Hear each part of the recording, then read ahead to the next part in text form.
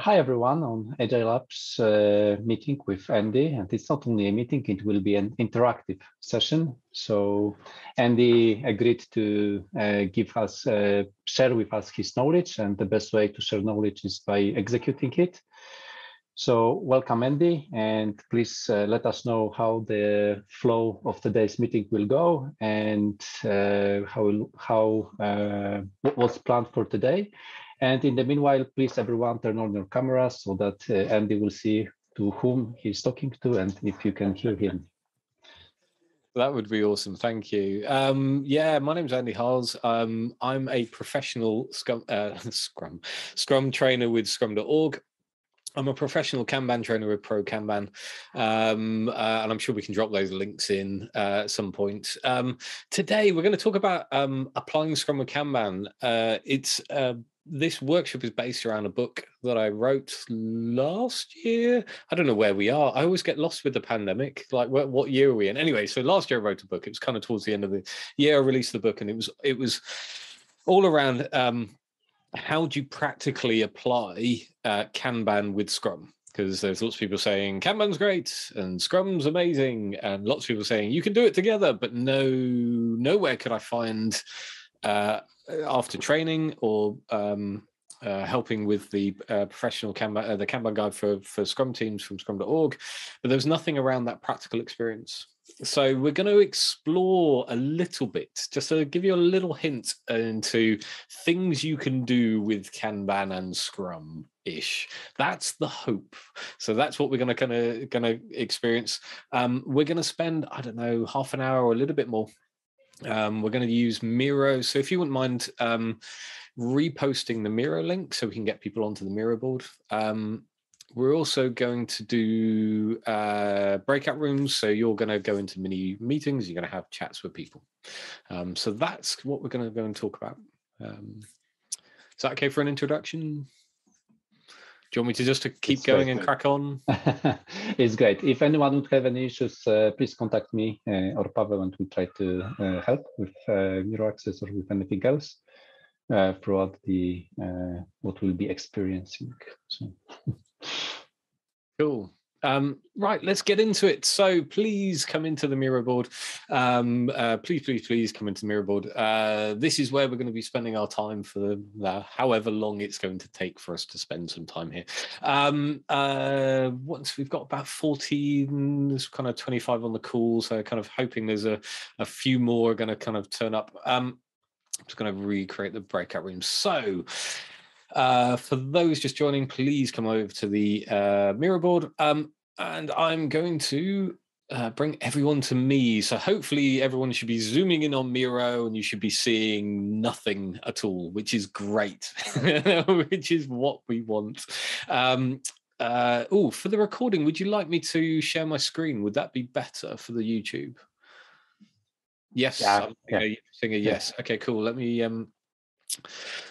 share Google Chrome. Let me share that. Cool. There you go. You can now see a little window into my life. Google Chrome. Good. So I'm just rearranging Zoom in the background. Okay. Let me make it make it a different shape. Okay, let's get rid of that. Right. So you should be seeing this probably in double now because I'm showing my screen, but also hopefully you're in this. I have a little question for you. So this is all about Kanban. This is a link to the book, and we'll talk about the book a little bit later. But I have a question for those who have joined this session. You're halfway through the sprint. The team have already completed 4 product backlog items. So it's a little bit scrum.org language, but it's 4 product backlog items. So they could be user stories, they could be defects, whatever you wish them to be. But they've completed 4. So the developers realize that a brand new super urgent product backlog item is missing from the sprint backlog, and it is required in order to fulfill the sprint goal. So we're getting a little bit of a scenario here. We're building up to it. You're kind of thinking, where is he going with this? Okay. So the product owner wants to know the earliest date they could have the brand new super urgent product backlog item. So, all right, so we've done some stuff, but hang on. We've discovered something we haven't done. It's core to the sprint goal. When am I going to get my thing? So I'm going to put you into some breakout rooms. You're going to have a very short conversation, only for 4 minutes. Okay, so really, really short conversation. What I'd like you to do in that very, very short conversation, add some post-its to the space below this. Okay, so just here, all right. So in your little rooms, add some post-its here. Can you pull extra work in from the product backlog during the sprint? Is that possible? Okay. What extra information do you need in order to explain when the product owner can have this super urgent product backlog item? So you got a problem here. Something's come in. You've got to solve it. Answers on post-its in that area. When you're back, we'll have a conversation. So I will see you hopefully in about 4 minutes or so. For the people who came back, what did you think? What was the answer? So maybe speaking on behalf of Room 3, because we agreed on the answer. So what we agreed when it comes to answer for the first question is that in theory we should be able, because we believe that the sprint goal should be a priority here. So if that's something that will allow us, and only this will allow us to achieve the sprint goal, when the backlog should be negotiable between team and product owner. Oh, so I'm going to get everything. It's basically what you said. I can have everything I want as a product owner. Not really, because that's where we come to the second point. Well, no, you just told me I could. What? No. I mean, no. Because if you ask us about what do we need to know, it's not only the description, of course, and acceptance criteria, and perhaps the size of the backlog item that you would like to add, but then there is something we would like to understand what can be pulled out. I'm just hearing excuses. I'm hearing right. So another team, anybody. When can I have my stuff? Come on, I'm going to be angry product owner here. Can I have my thing? I need all of it.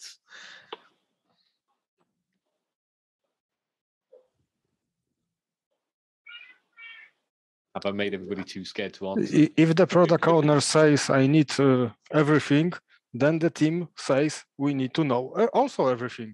Nice, good work. Yeah, fire that back at them. Yeah. So what extra information did you come up with that you need in order to answer this question?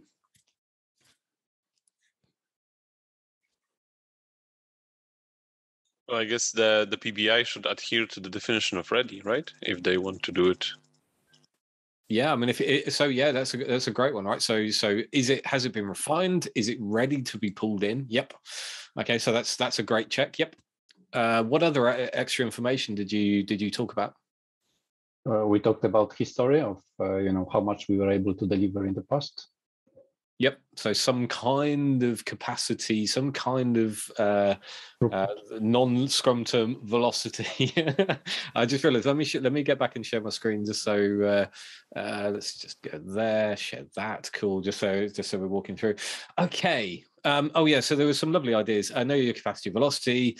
We need to align it if we bring something in, so we should take something out. So again, we're kind of thinking about some of the kind of Kanban practices coming in, kind of focusing, extra work can be taken in if the team agrees. Yeah, I mean, there's some great answers in.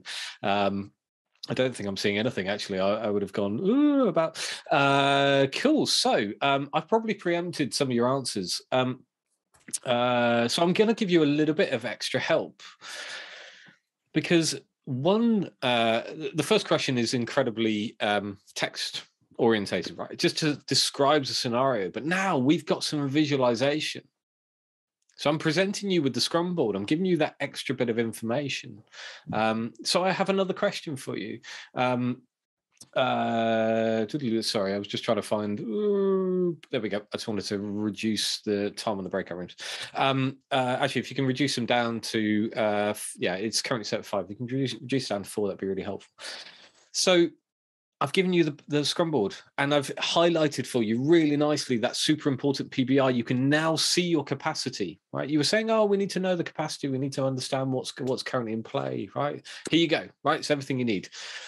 I'm going to give you another few minutes in the breakout rooms, in the same teams, okay? And if you joined a little late, you're going to this is your first time as a team. So what I need you to do also, let me just pull everybody to me just so you know where we are. Again, answers in the thing below, okay? So I've given you the board. What else can I give you? You know, I'm being super helpful here, aren't I? I'm giving you everything you need to know. I need to know, when am I going to get that super urgent product backlog item? So if you could send them away back into the breakout rooms, that would be really helpful. Cool, welcome back. People are kind of just coming back, which is good. Is anybody smiling? Anybody smiling? Nobody happy yet? Oh no, I got one smile. Oh, there's a couple of smiles, which is always good. It's always good to see people happy. They don't hate me yet. Good. Welcome back. Welcome back. Second, cool. Everyone's back. Right. I was saying, while you were away, you've got some super smart people in this group. It's really quite cool to see. By the way, you've given much better answers than the previous few times I've run this workshop. So I'm really impressed. It's very cool. Let's hear some voices. What did you... So I've given you some more visual information, but what were you talking about this time?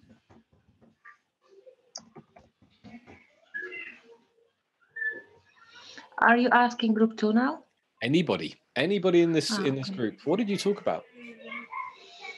What's missing? So we talked about the WIP limits. It could have influence on our decision to take this task or not. But if we are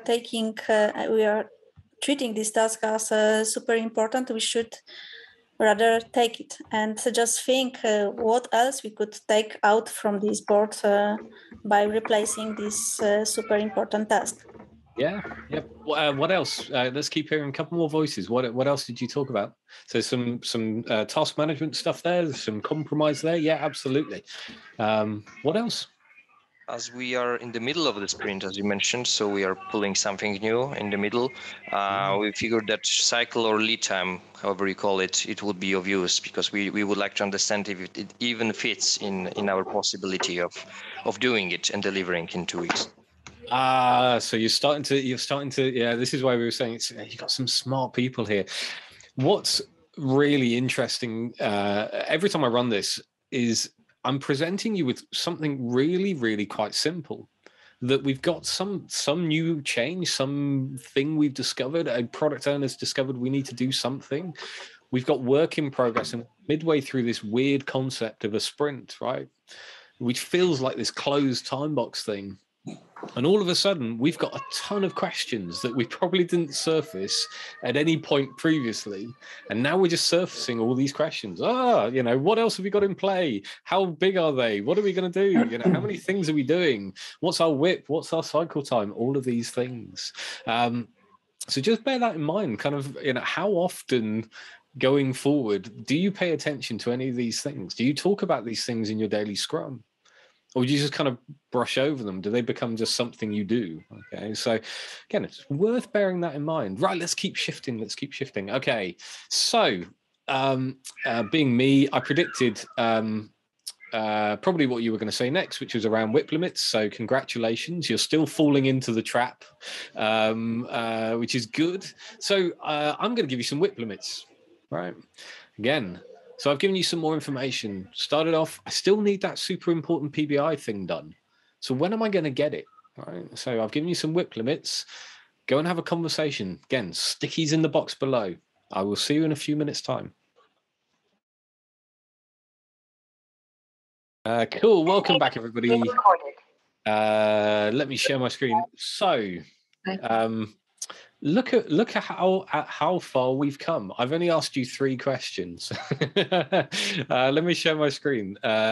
Look at how far we've come in this just very simple 3 questions, right? So we started off. Let me bring everyone to me. So we started off on our journey presenting you with a typical scenario, right? We're halfway through our sprint, but we've got we've got some information here. We've got to do some extra work.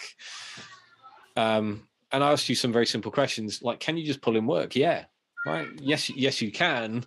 And then it becomes kind of what extra information. So in that one, you talked about velocity, capacity, priorities, all great, right? All things we need to understand. There's something definitely in there about conversation between the product owner and the developers in the team, right? Is it the right thing to do? I then kind of showed you the power of visualization. So we can now see the state of the workflow, what we call in Kanban, our definition of workflow, or the workflow for the team, which is what it takes for work to be transformed from the sprint backlog through to in Scrum, done. Okay. So I presented you with that picture and I said, well, look, this is what your workflow looks like. And again, there were some more conversations around, okay, so we need to understand the WIP, we need to understand the cycle time, we need to understand some of these lean Kanban metrics. Yeah, cool. Then you started digging into the work. So is every product backlog item connected to the goal? Some just fantastic questions. Again, I would encourage you, as you come out of this session and after this session, look at all the questions that are going on around work. I would be surprised if this is the intensity that you have conversations all day, every day at your place of work. And you may well do, which is really, really cool. What I'm hoping is actually a few people might come off this course and go, oh, we don't talk about that kind of stuff. And you should, right? And this is the kind of stuff you should be talking about. So just by adding visualization, being able to look at our workflow, we've added a whole wealth of conversation and questions that a team can go and investigate and inspect their board, right? Their work that's going on, their goal, their progress. So then I gave you something from Kanban. I said, well, or something else from Kanban. I gave you WIP limits. And I said, hey, look, all we've done is we've taken this visualization of your problem and we've just applied some WIP limits to it. Now we've got some interesting conversations. And I was saying, again, Team 6, I love it. No one cares about WIP limits. Yeah, right? Something is going on here, right? Now, forgive me, I've just made this up. And I think when I made this up, I just kind of randomly put numbers, right? I didn't really pay much attention to the board. And it's great because the board is just clunky in that way. But by applying WIP limits, we can now see there are some capacity issues going on in certain parts of our workflow. And again, this is just the power of visualizing what's going on. One of our lovely practices within Kanban is that visualization of the workflow. We've added WIP limits as a way of now we're getting into actively managing items in our workflow, which is something that is incredibly important. So we need to understand more about what's going on. And these are the conversations you should be having with your teams. This is the power of WIP limits. Whether the WIP limits are correct or not, they are presenting you with some information you can inspect and have a conversation about. So we've still got this problem hanging over our head. We've got this super important product backlog item that I turned, by the way, I'm colorblind, so I have no idea what color that thing is, but I made it a circle so I knew which one it was. That was kind of how I got around it. But we've also given you, through that power of visualization, different colors. And I know there are a couple of questions like, is a circle important? Is a square important? In your world, it could be. And again, this is the power of visualization. You could have different colors, different shapes, different notation. Your columns, your activities, your workflow could be different, however you wish to handle it. Okay, that is the choice. It is there to drive a conversation. Right. So WIP limits have introduced another dimension, and you kind of still fell into the trap there, which is very, very good. Which means you're, in a great way, which means you're answering the right questions or asking the right questions. Okay. So I'm going to give you some extra information because the question at the beginning was, when can I have this thing? Now, one of the lessons I learned when I was learning Scrum, and people were saying, hey, Andy, put dots on your cards. And I was like, yeah, cool. It sounds great. And they was like, put dots on your cards so you know how long something's been in progress. It's like, yeah, that's really cool. And so I did it. I followed what everyone else was doing. And then I had no idea what I was going to do with them. Absolutely no idea at all. So I put some dots on these cards. We can see, how long these things have been in progress. And it's a question to everybody. So now we've got some more information, right? So just feel free. I'm not going to send you away for this one. How does this help? So I've given you some dots. Right. Ignore the fact the WIP limits have gone. That's my mistake. I haven't copied them over, but we know the WIP limits are slightly broken. I've put some dots on here. How does this help?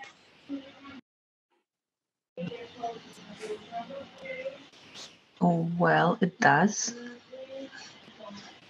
Because the question is, when will the circle be finished? We never know when, but we can more or less guess or expect that it might take. Now I need to count the numbers of the dots. Ignore the dots, but yeah, I know where you're going with it. Yeah. Yeah. I'm going to some lead time and and cycle time, more or less, some average. Yeah, absolutely. Well, yeah. So sorry, my screen didn't show who was speaking there. So anonymous person, thank you. Okay, it was Anna. It was Anna. Thank you, Anna. Anna. Sorry, you didn't come up to the top of the speakers list, so I have no idea. Sorry. What Anna's just introduced is, and this was my problem when I was kind of learning Scrum Mastery, and people were talking to me about metrics. Is I didn't know what to do with them. Let me kind of summon everybody just to me, so you kind of know where we are on the board. I had no idea what to do with them. So there's this lovely thing that you can do with them, which is try and calculate cycle time. Now, cycle time is a metric that suggests the moment a single work item is considered to have started. Now, from our Scrum point of view, that could be, and this is up to you as a team, you define it as part of your workflow, but that could be very simply from when work is kind of exited the sprint backlog, it's first been pulled into discovery, and then to when it's done, right, from a complete point of view. And that gives you an idea of how long it has taken for an item, a single item, to have been complete. Now, you'll notice I've been quite clever with my dots, that not all green things take exactly the same time. And that's incredibly true of how work in the real world happens to be completed. There are more advanced things outside of this little workshop around right sizing that can help you towards getting some consistency. But the overriding principle here is it's more about how you treat the work and the focus you provide to that work over how big it is or how complex it is, etc.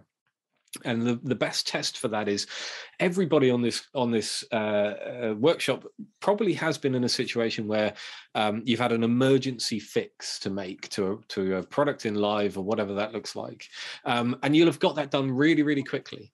Now, it may have been really complex, it may have been really hard, you may have estimated it in 1 billion story points, right? It doesn't really matter, but you got it done really quickly because everybody focused on it. And this is the power of, once we start to introduce WIP limits, we start to introduce kind of focus in, surreptitious focus, right? It focuses the team on fixing the right things.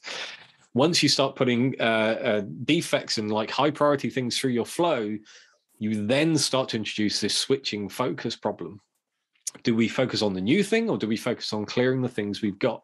Because if you introduce that super important PBI right now, everything else is going to slow down because all the focus is going to go and shift over to that super important PBI versus probably getting that thing in release out of the way and then the thing in test, etc., etc. So and these are the choices. Right? So cycle time can help us with that, though. So we can create from those dots, and this is that missing link, right? From those dots, we can create something called a cycle time scatter plot. And it kind of looks like this, and they look a little bit nicer in real life, but this is one I think I wrote for the book, just to illustrate what happens. So when something completes, okay, it has an elapsed days, and this along the bottom is when in our time period it completed. So on this day, two things completed, and one took 1 day and one took 2 days, etc. Right, and we build up a little pattern. From that, we can say, okay, within this time period and within this cycle time scatter plot, we can provide a metric whereby 85%, or we can calculate 85% of our items that have gone through our workflow as it was, right, within that time period, 85% of our items completed within 3 days or less. Now, a little bit of a caveat, these metrics don't align to the board metrics. So just kind of play with me a little bit here. I'm not that smart to spend time doing that, right? It's just an illustration. But this is the power of the conversation we now have. Okay, so we can go back to our board and say, okay, so if this thing is, if 85% of the time items go through this workflow in 3 days or less, and you're halfway through the sprint, could you now complete that? And I think if I'm right, and I reveal this, oh, okay, so the metrics have slightly changed. Okay, so we've just done that calculation. We've just done the cycle time scatter plot. It's for a single item. It's going to take in this new version, it's going to take 4 days or less. So you're halfway through the sprint. Your board looks like this. Your whip limits are still there and they're missing, right? But you've now got a little bit more extra information that you can lean on to help make that decision. Halfway through a 2-week sprint, right? Halfway through a 2-week sprint, this thing, right, is going to take four days or less, or a new item introduced at this point is going to take 4 days or less. Would you start on it now? What would you do? So I'm going to send you back into your breakout rooms, have that conversation, just introduce that new bit of information into you for you to consider. So have that conversation, couple of minutes, put some stickies in below this. Could this help? Could you still complete it? What would you do? What would you give up? What would you say to the product owner? And I will see you in a few minutes. Cool, welcome back everybody. How are we doing? I need to change, there we go. Oh, I need to share again. Too many buttons all at the same time.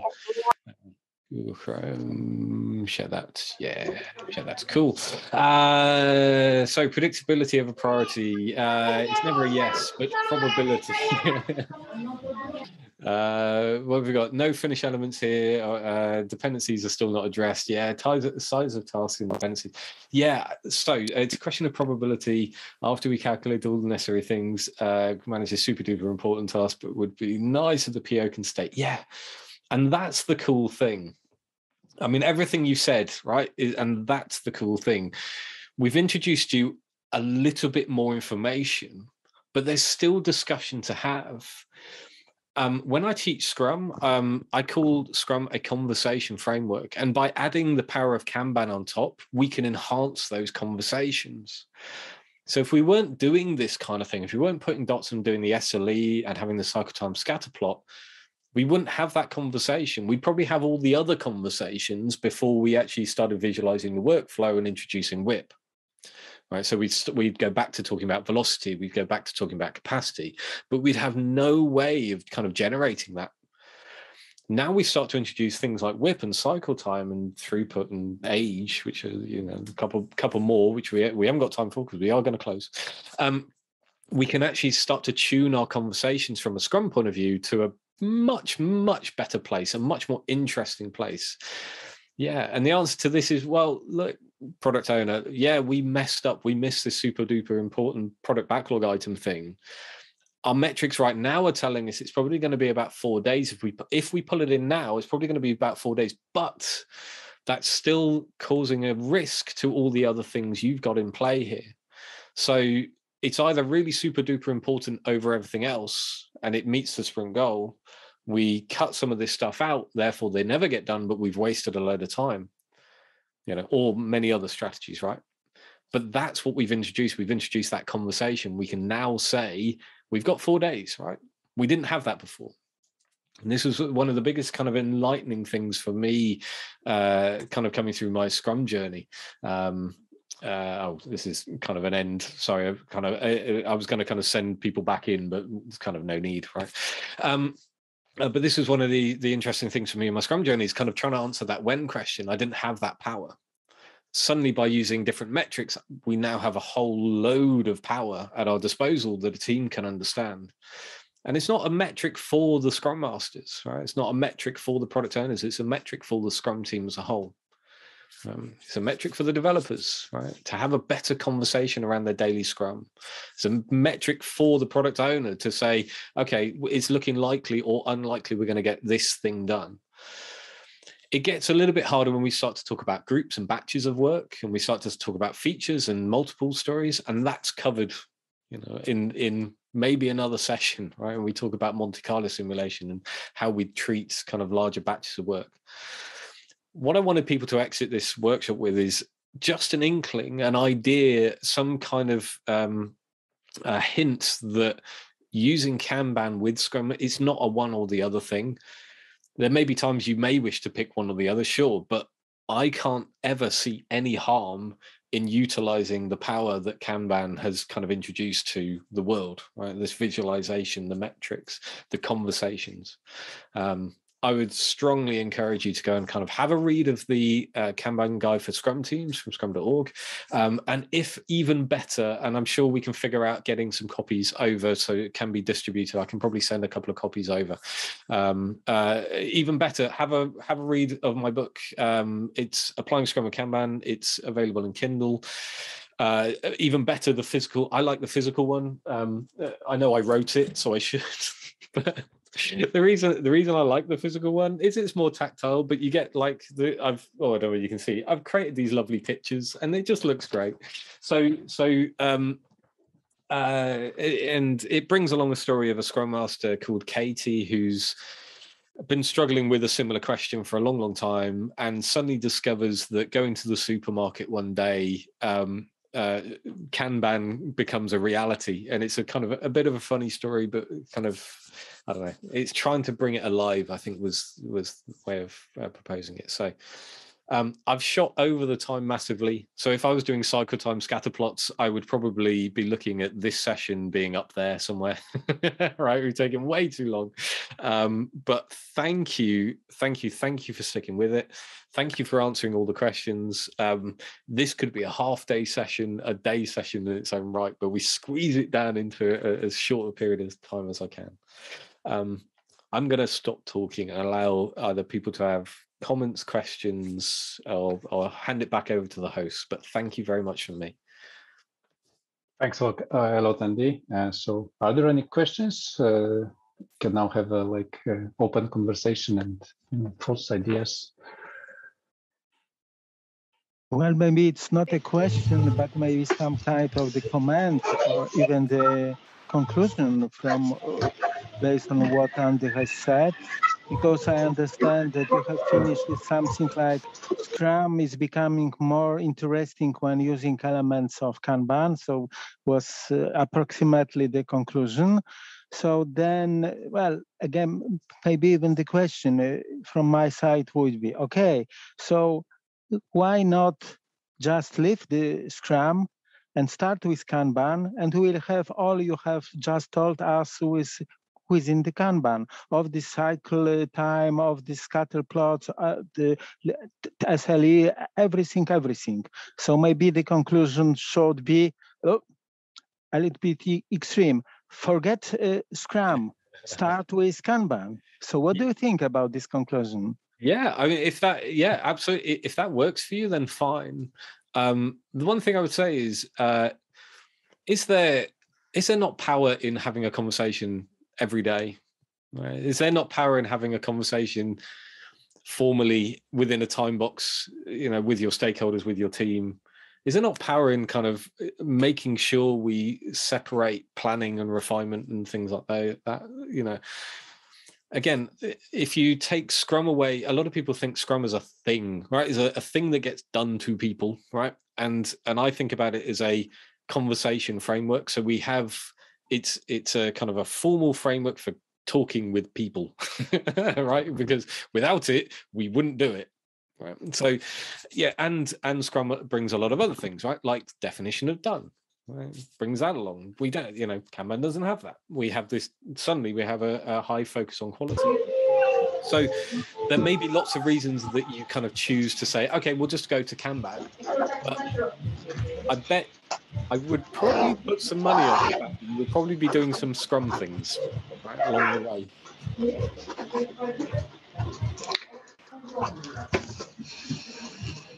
Did that answer the question? Did that kind of give you some insight? Yes. Of course, it was a little bit provocative, but nevertheless, it's about really conducting the conversation and exchanging the ideas, both in the workshops and also in the sprints or whatever we have. Thanks a lot, Andy. No, you're more than welcome. Thank you for the question. It's awesome. Andy, one question from my side. I would like to ask you about how do you introduce it to the team? It is step by step, or just introduce all things together? No, don't do that. So I'm I'm going to say sneaky. I don't mean sneaky, but I am sneaky with it. So the first thing I will always do, let me share my screen again. The first thing I will always do, so I'm a visual person. Although I'm colorblind, I'm a visual person. I have to understand flow. I have to understand workflow. That's just my brain. That's how it works. So I go into organizations and first thing I go, where's your work? Right? I can't see it. It's probably in Jira, but I need to see it. And we start to have a conversation about workflow. Start there. Then as they start to get used to workflow, okay, but we just seem to have so much work going on. Have you played with WIP limits? And they'll probably say, oh yeah, but we don't understand them. It's like, well, okay, well, why don't we try doing it seriously and put some WIP limits on it? Start there, right? And introduce it organically. Use retrospectives. Retrospectives are brilliant for introducing new concepts. There are tools out there that can then support you past that. So Twig from Actionable Agile Twig. I'm sure we can find a link to drop in. Not whether you've got it to hand right now, but there is a Kanban simulation that you can go and play with called Twig. There's Get Kanban, which is the kind of physical version. There are lots and lots of different ways, but it's the same thing with any change. It's about engaging people in that change and getting them excited about it, and showing them the power of really why this stuff is quite cool and interesting and those kind of things. Come along to one of my classes, that will help. Buy my book if I haven't said that already, but yeah, it is just that organic, right? Get them engaged and happy and enjoying it. Well, Andy, thank you for this workshop. By the way, I just wanted to comment that you already added your book to my Amazon list. If you're also so energetic in the book as you are here, then yeah, that's awesome, really. I have to say that workshop, I have never seen squeezed so much in like 45 minutes in Miro, Zoom breakout rooms, Zoom. That was really flawlessly done. Thank you for the feedback. Yeah, well, I'll stick with it was flawless then. It's never from my point, but it was flawless. It was good. Thank you very much. And for anybody who buys the book, genuinely, please reach out to me for questions on LinkedIn. Any feedback, anything that you're unsure about, anything like that. I'm more than happy. There might be a bit of a delay just getting back to you if I'm running a class, but yeah, sure. Feel free to reach out to me. Are there any other questions, or we're done with it? I saw that on the chat. Grzegorz wrote that is this a natural evolution of the Agile team? Scrum Kanban, and XP. So, Andy, what do you think about it? Yeah, no, absolutely. I think it's certainly where good Scrum teams need to go.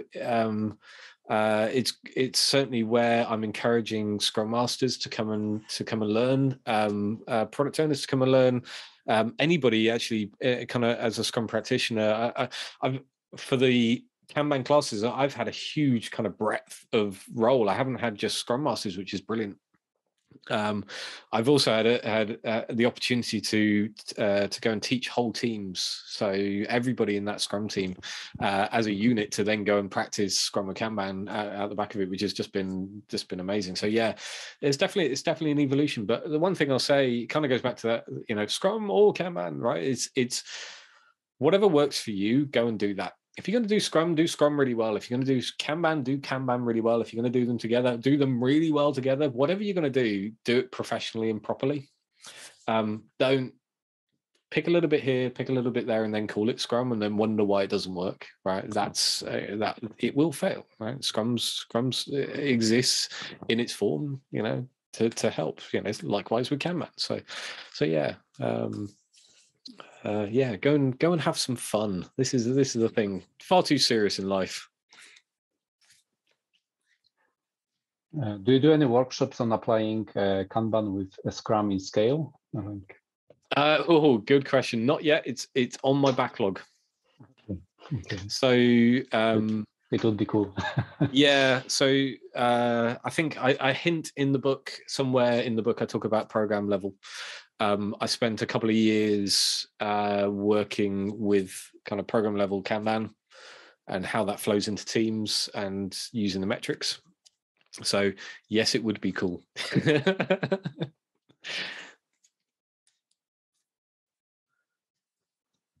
Okay.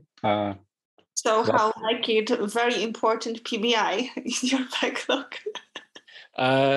What? Sorry, what? Sorry, what's the question? Is what to do with it, or what was it? Oh, what was the super important PBI? I don't know. I don't know. Maybe I need to come up with an answer for that question. The story is the most important part, right? Yeah, the story is the most important part. Yeah, I think I think it was born from a scenario that probably most of us will have encountered, where we either miss something or somebody comes up with something. Yeah, I'll